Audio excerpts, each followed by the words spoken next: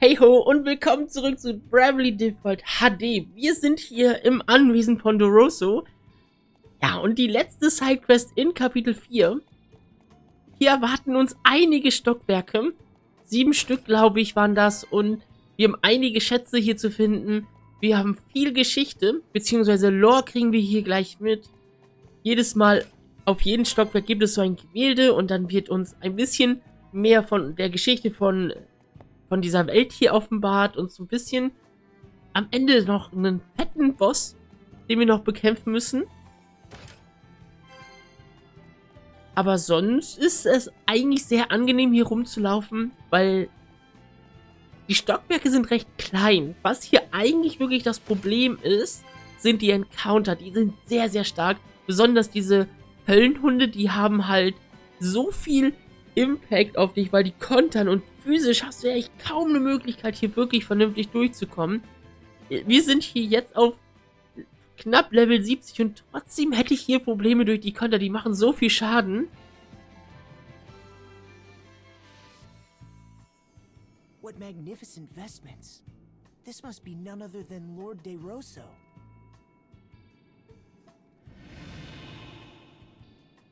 "'Tis a portrait of my ordainment as Cardinal of the Orthodoxy. I was as yet... No, let us move on to other matters. I was born of the House of De Rosso, hereditary Dukes of Eternia. Blessed was my youth. My parents showered affection upon me, and I was beloved by the people. And the king bestowed favor upon me as well. Upon royal recommendation, I was made a cleric of the Crystal Adventists, the Old Faith, in my 19th year. I devoted my body and soul to my clerical duties, for king, for kingdom, for faith. Sleep became an oft-missed luxury. But before long, a new tide began sweeping through the Crystal Adventists. There were those who wanted the clergy to control the 4 crystals of Luxemdark, rather than local monarchies and temples. That belief formed the core of the Crystal Orthodoxy. The Eternian royal family, keepers of the Earth Crystal, immediately assented to this new way. I soon found myself appointed to the position of Cardinal in the Orthodoxy. Me, a mere cleric. Cardinal De Rosso. Those were my days of glory. Even now, the mere sound of the then new title is dear to me. The old faith was remade entirely into the Crystal Orthodoxy, and the decision was made to elect a Grand Patriarch to rule. Thereupon, cardinals throughout the world gathered for a conclave to elect the first Grand Patriarch. Amid the conclave's maelstrom, I was approached by a cardinal who wished for me to vote for his choice. I suppose it was my youth and sincerity that made me reject the notion out of hand. But that was my downfall, for I was forced from the position of cardinal by the fraudulently elected Grand Patriarch. I had been but fervent in my beliefs and ideals. What I did only for the Orthodoxy, and for the people of this world. The old faith and the orthodoxy. The kingdom of Eternia and the duchy. That was all a bit hard to follow. I agree. There are no major differences in teachings between the Old Faith and Orthodoxy. They both revere the 4 crystals. I have heard that the Adventists gave way to the new and truer ideas of the Orthodoxy and faded away. No wonder the Old Faith was abandoned. Yet there is more to the story, for history is not more than accounts recorded by the victorious. To solidify their power, the victors showered contempt upon the vanquished. So it was those who held the reins of power within the Orthodoxy relentlessly pressed for the Adventists' eradication. No one recalls the words of the vanquished if the victorious write them out of history. 'Tis as if they had never existed. I'd been taught that the battle between the two faiths had been fierce, and in its wake, devastation persisting to this day covered all the lands. That is an uncharacteristically accurate account for the Orthodoxy, save for their false reckoning of time. It was after the Orthodoxy had begun ruling the world that the endless conflict with the Adventists began. I should know, for I was there to bear witness firsthand. Lord DeRosso, how could you possibly be that old?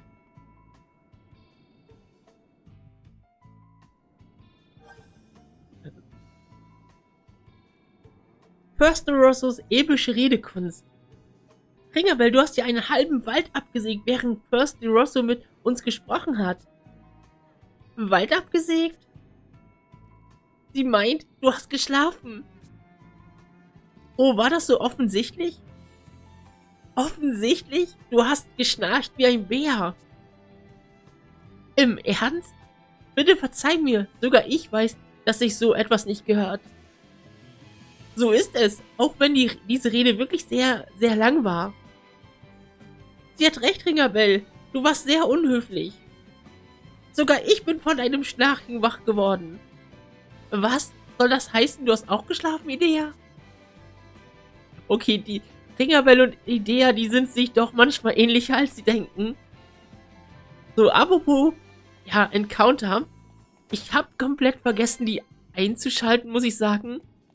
Aber ich würde sagen, wir lassen die auch einmal kurz aus, weil ich zeige sie dann zum Schluss her in der letzten Etage, wo wir dann auch speichern können.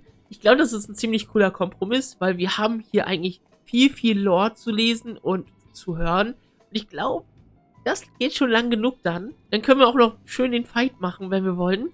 Ich hoffe, das geht in Ordnung. Normalerweise mache ich das nicht, aber ja. This one shows a castle in flames. A large army surrounds it. It looks as if it could fall at any moment. Is this not this very castle? See, this is the western corridor right here. There's another castle burning in the distance. It's near where Eternian's central command is today. So then, that's the Orthodoxy's head temple in flames? Nay, the distant castle in flames belonged to the King of Eternia, and the castle in the Four. 'Tis the abode of my family, the House of DeRosso. But why? Why would such a terrible thing?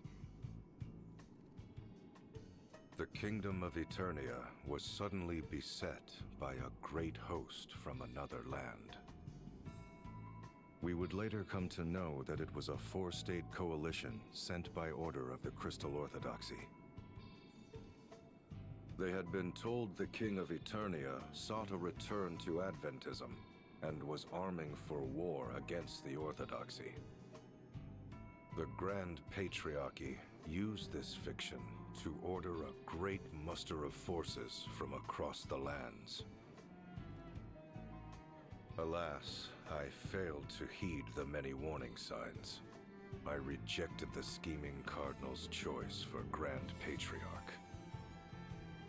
But he succeeded in luring votes from other factions, and his became the ruling faction of the Grand Patriarchy.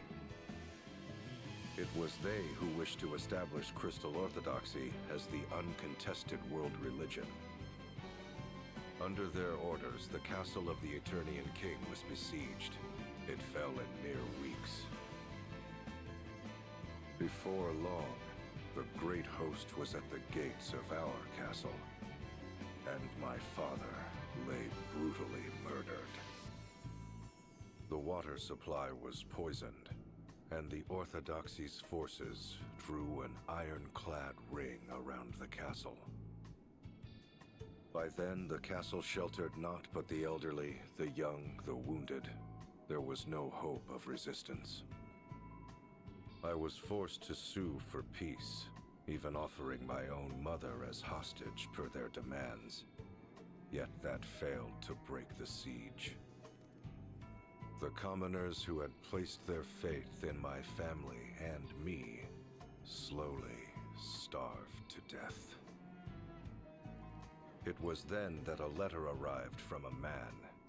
That man was the cardinal who had sought to influence my vote. The fiend was now the officer in charge of the attack. He wrote that he would not accept my surrender. Such was the hatred he bore for me. Such hatred that he was willing to let countless innocents die. My mother had been murdered.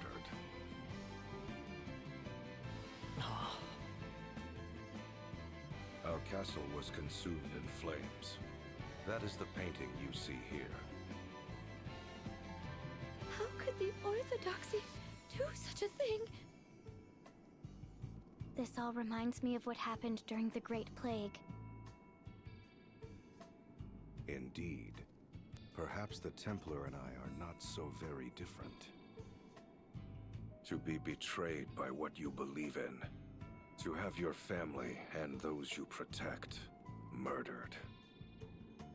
Though we do not see eye to eye, perhaps it is a shared sorrow that binds us.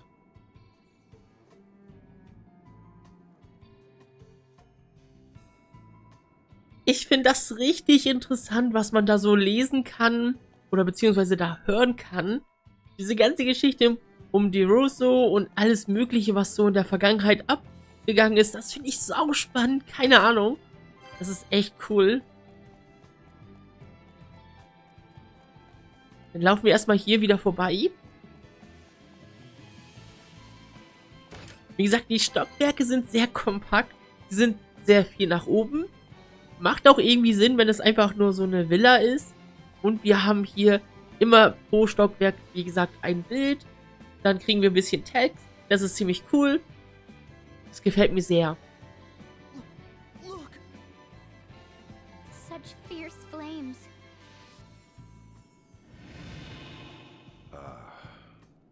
Though I wish not to remember that day, it is indelibly etched upon my mind.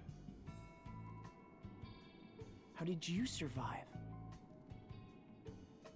The Orthodoxy lay siege yet would accept no surrender. My mother, father, relatives, and my people lay dead. It was then I set our castle ablaze. But as the flames began to lick my body, something slipped into me. Betrayed by the precepts I believed in, was I not bitter? Robbed of my beloved homeland, my dearest of kin, my people, slain. Amid such despair, was I content to simply welcome death? Nay, I heard a voice. Accept me, and I shall grant life everlasting. Though it shall be filled with grief, thou shalt have all eternity to wreak vengeance upon thine enemies. Did I forge a dark pact with some fiendish entity that day? Or was it a rebirth, triggered by a future me, reaching back to the past?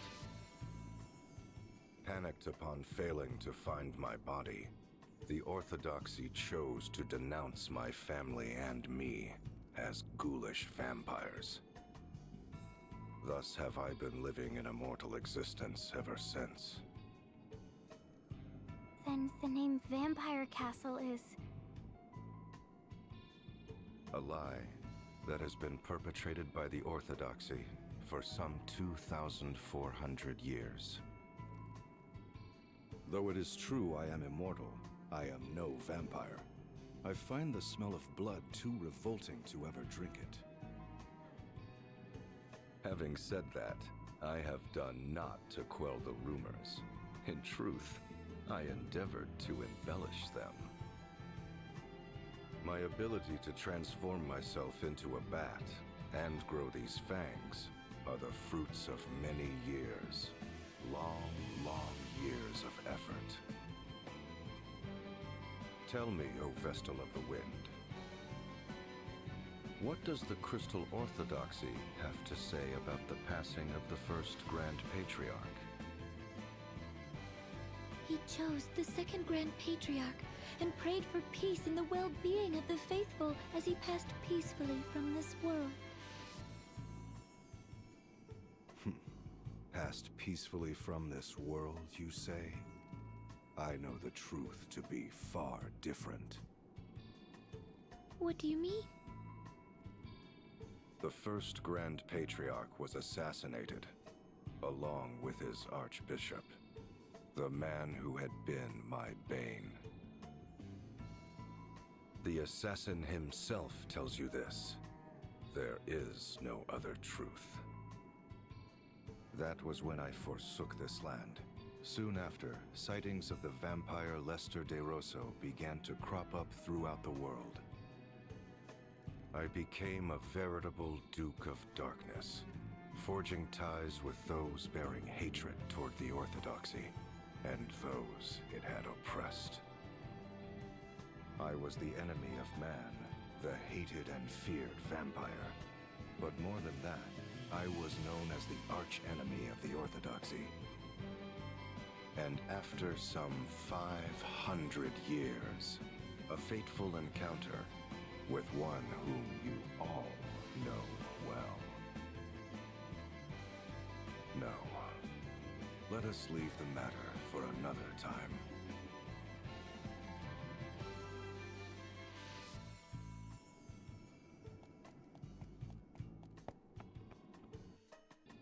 Wir sind hier in Stock 4 und ja, einiges müssen wir hier noch machen. Und ich muss sagen, es ist schon sehr chillig, hier durchzulaufen ohne Encounter. Aber ich glaube, das ist doch auch uns vergönnt. Wir haben noch viel, viel Schwieriges noch vor uns.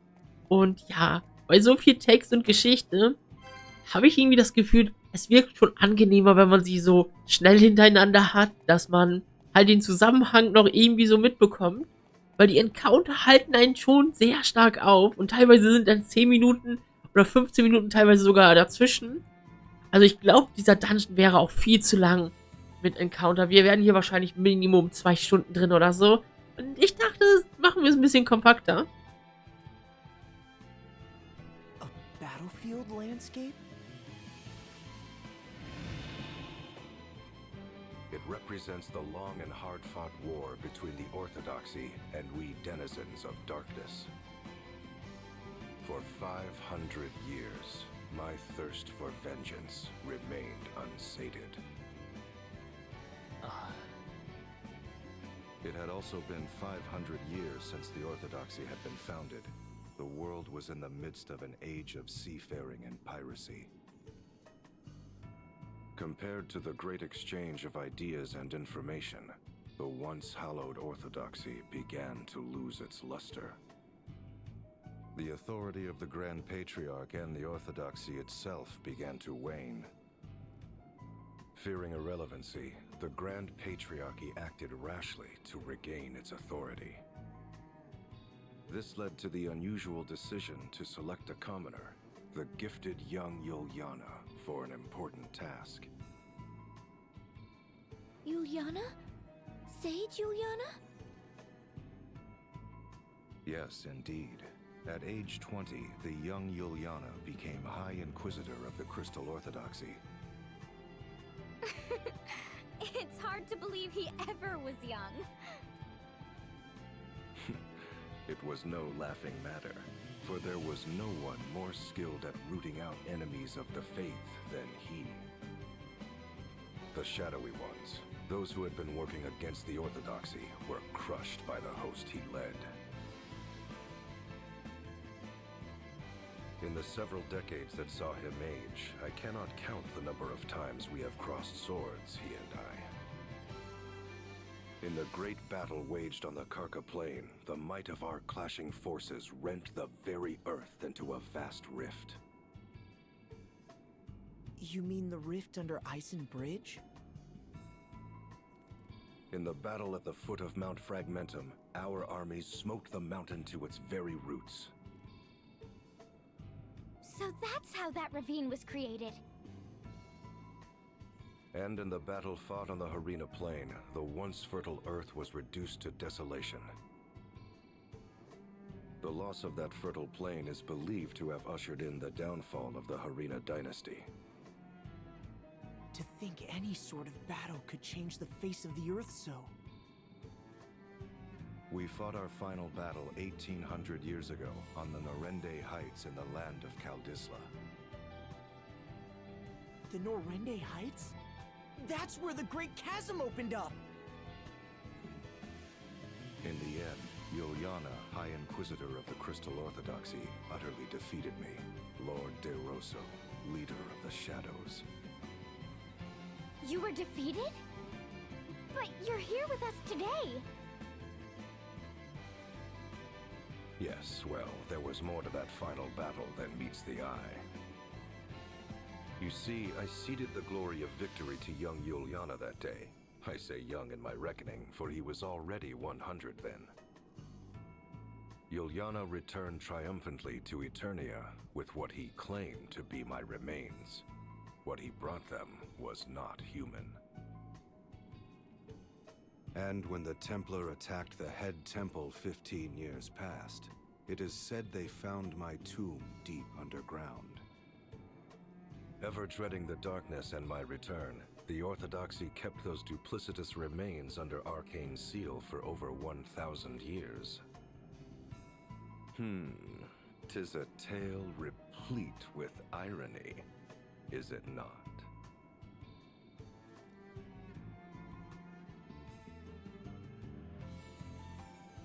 Ich muss sagen, ich finde das richtig spannend, wie stark der Weise und hier De Rosso ist. Dass sie sogar so einen richtig krassen Krater, so eine Schlucht erzeugt haben.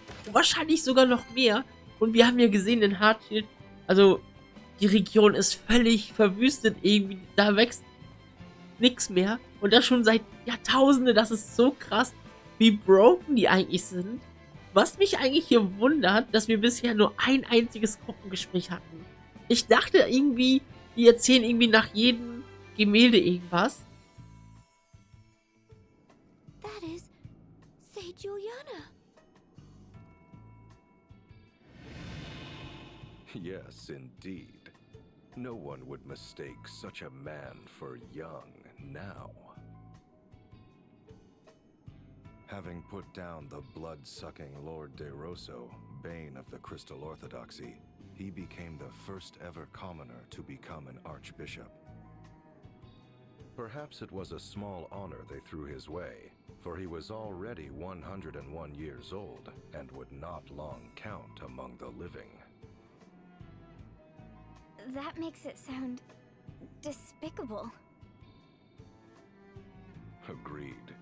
The truth is, however, that was when Juliana's plot was at its most clever. The Sage's plot? What was he plotting? He was taking measures to separate you Vestals and the faithful among the people from the Orthodoxy's corruption. After serving some 80 years, he had witnessed firsthand how corrupt the institution had become. Should nothing be done, it would not be long before the putrid poison would do harm to the most innocent of the faith. So it was he vowed to rid the Orthodoxy of the source of this poison, the concentration of power. But how? For the great feat of defeating me, Juliana had been made archbishop, but in name only. But such was not key to his plot. Timing was the key. The proper time to separate the Vestals and the faithful from the Orthodoxy. And just what timing would that be? The great upthrust of the Eternian Highlands. At the time, the Highlands were not so formidable as they are today. But a colossal movement of earth and rock thrust the Highlands to lofty heights, thereby isolating Eternia from the world. Hold on a moment. He was waiting for the Earth to move? How could he have known when such an event would take place? I shall tell you in time. For now, I will say this. Yuliana bided his time till the orthodoxy was cut off from the world. And at last, it happened. The Highlands ringing Eternia did thrust up to about half its height today. The orthodoxy-ruled Eternia now found itself completely isolated, for this was an age preceding the airship. And while the Earth Crystal remained in their keep, control of the crystals of fire, water, and wind was returned to their respective temples. This, what you believe to be the true form of crystalism, is the fruit of Yuliana's efforts. That was the sage's doing? I won't ever call him a miserable old lech again. Sage.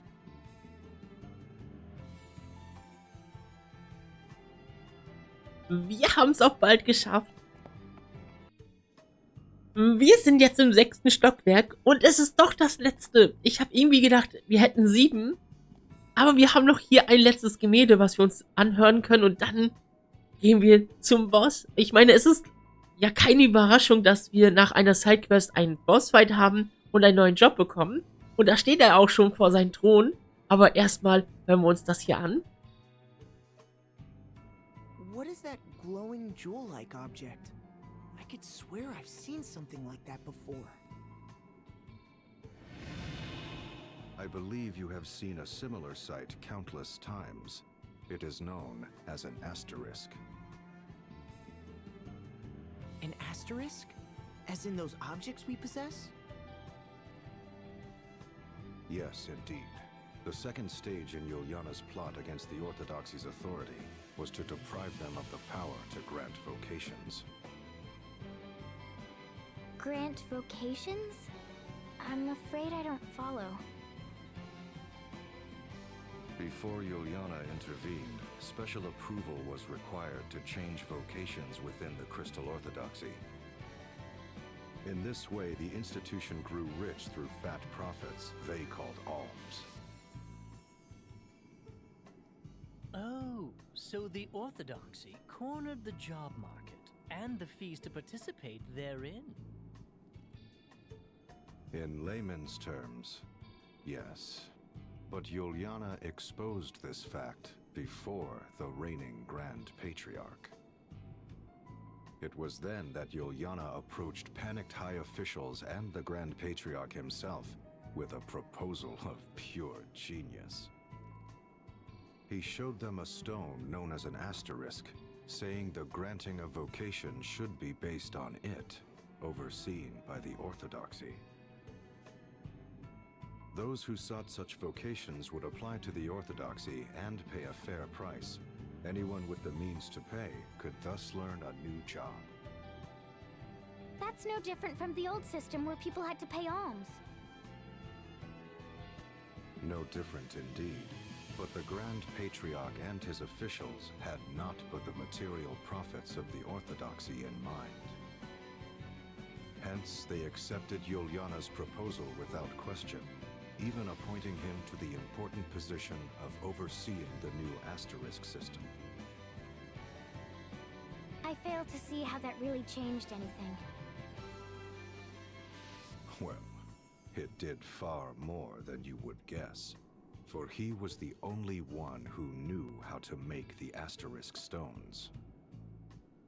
Why, that wily old fox? So it was Yuliana robbed the Orthodoxy of its authority to grant jobs and took it for himself. What of the Orthodoxy's profits? Wouldn't they demand Yuliana transfer the proceeds to their coffers? Yuliana was long gone. Abandoning the seat of Archbishop, he fled with his knowledge of the asterisk craft. He also took arms and armor the Orthodoxy had seized from around the world, items of such power that their use was forbidden. He took them all and sealed them away in a hidden location. They now lie secreted away against the day the Orthodoxy's tyranny or some other impending doom threatens the people. He then hid himself in Yuliana Woods until those who knew him reached the end of their natural lives. But that did not take long, for I led the forces of the shadows to ensure their swift demise. I had always believed the Crystal Orthodoxy required not but the crystals, the Vestals, and the faithful. With the institution free of corruption, I returned to my homeland of Eternia after a 700-year absence. Where my family's castle once stood, I built a fortress of ice from whence I have been watching over the Orthodoxy's head temple. Meanwhile, Yuliana retired to that land to tend to the Vestals, but you know of that better than I. Say Juliana.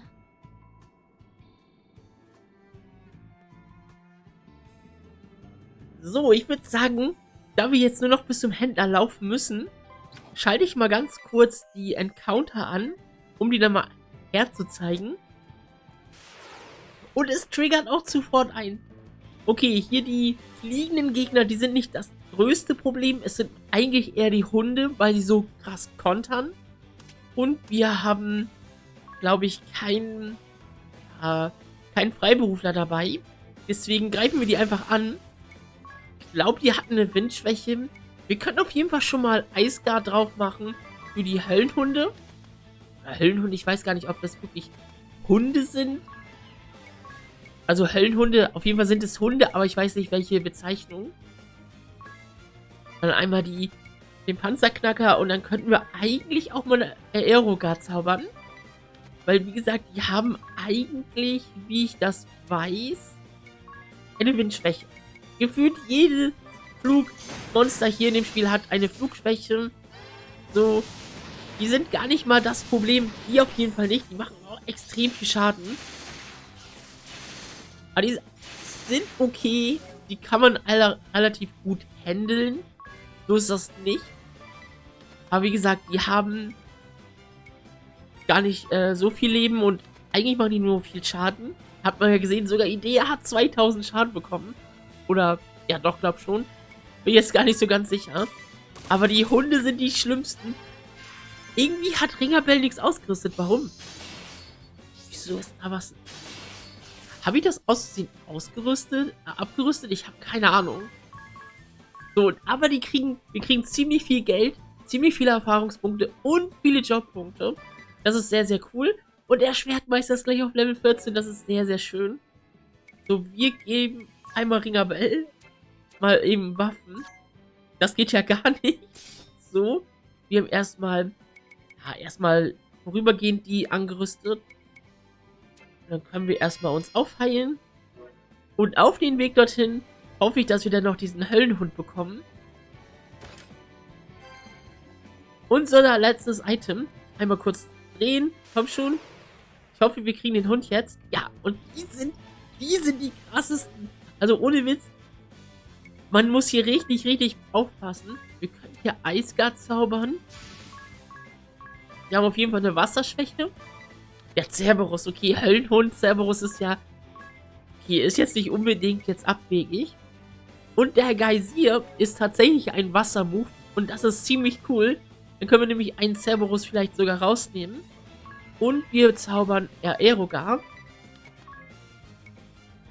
Und könnten eigentlich auch Eisgard bei Ringabel drauf zaubern. So. Erstmal machen die allgemein viel Schaden. Okay, wir haben einen rausgenockt. Und bei Magie machen sie keinen Konter. Das ist nur bei physischen Schaden. Da sehen wir jetzt den Rückschlag. Und Edea ist schon tot. Und wir sind eigentlich über das empfohlene Level. Und das ist sau stark, was die an Schaden machen. Und wir hätten hier so viele Probleme gehabt. Hätten wir die Encounter eingeschaltet. Ich meine, der Kampf gleich, der wird sowieso schon schwer genug. Wir gehen einmal kurz in Default und hoffen, dass wir dann Edea einmal aufwecken können. So, wir sind wieder voll. Dann hoffen wir mal irgendwie, dass wir... Okay, wir haben trotzdem noch die Konter drauf. Das ist so cool. Das geht ja trotzdem. So, Geysir. Der Cerberus müsste eigentlich down sein, weil der dann... Ja, vorhin auch schon ein bisschen Schaden bekommen hat. Und dann hoffen wir mal, dass Ringabel einfach auch jemanden umknüppeln kann. Okay, wir kriegen den Konter ab. Das ist nicht so cool gewesen.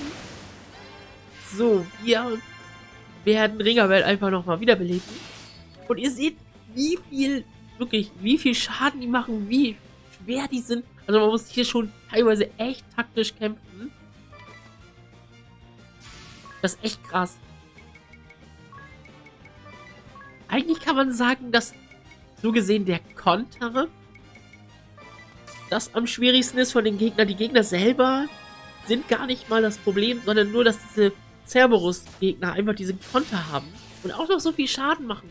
Man hat im Endeffekt jedes Mal, wenn man einen Hit von denen abbekommt, eigentlich ist man schon in Death Range, wenn die halt den Konter tätigen. So, ich würde sagen, ich speichere hier einfach ab. Ich glaube, diesen Kampf schaffen wir nicht mehr in diesem Part, denn der ist schon ziemlich intensiv und ziemlich lange. Deswegen würde ich sagen, wie es dann weitergeht, sehen wir dann beim nächsten Mal. Ich wünsche noch einen verdammt schönen Tag und ciao!